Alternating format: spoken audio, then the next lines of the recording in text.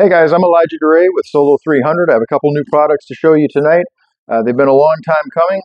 We had a couple delays over the summer, but they're finally here, starting with the second generation Solo 300 upper receiver. What makes it different from the first generation? Well, the ones that we've been selling up until now, every Solo 300 has started out as a raw AR-15 upper that we purchase in bulk, machine for a side charge, anodize, and then assemble. That's all done. The second gen uppers are our own dedicated custom design that we're making CNC machined from scratch right here in Minnesota.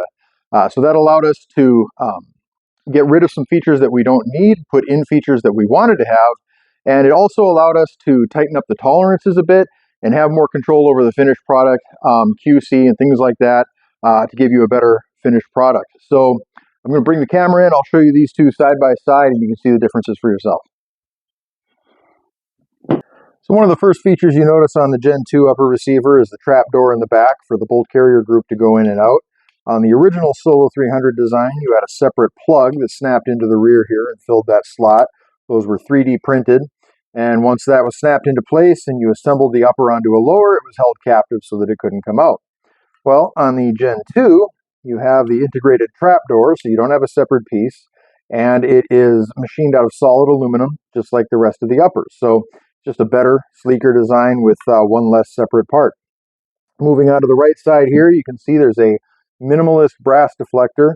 The original classic AR-15 style brass deflector is just gross overkill for this application.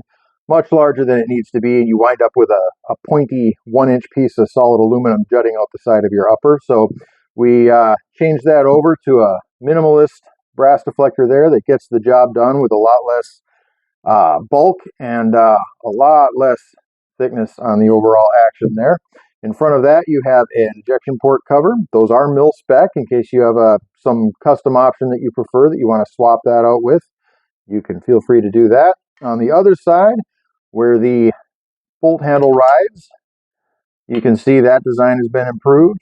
Instead of a slot cut into the rounded side of the receiver, you have a dedicated track there with a boss around the edge. Much nicer. And then lastly, up front, the vestigial gas tube hole has been omitted because there's no need for it. So there you go. There is the original and the Gen 2. And our second new product is 16-inch barrels. Up until now, all the barreled actions we've sold have been short-barreled. That's kind of what the Solo 300 started out as. And guys that wanted to do a 16-inch carbine had to buy an action from us and then figure out the barrel on their own. And a lot of guys did that. But now you can get a full-length 16-inch carbine upper directly from us. You can get it with no handguard at all. They work fine that way. Or you get a variety of handguard lengths to choose from. This is a 15. We have 13s. We have 7s. Just for reference, this carbine is built with a 7-inch handguard. And this entire rifle, everything that I'm holding here is 3 pounds, 11 ounces. It's just phenomenally lightweight. It's just crazy the first time you pick it up that a 300 Blackout can be that lightweight.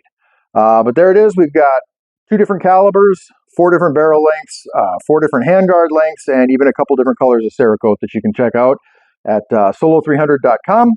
If you have any questions, drop them in the comments below or shoot me an email. I'd be happy to help. Thanks for watching.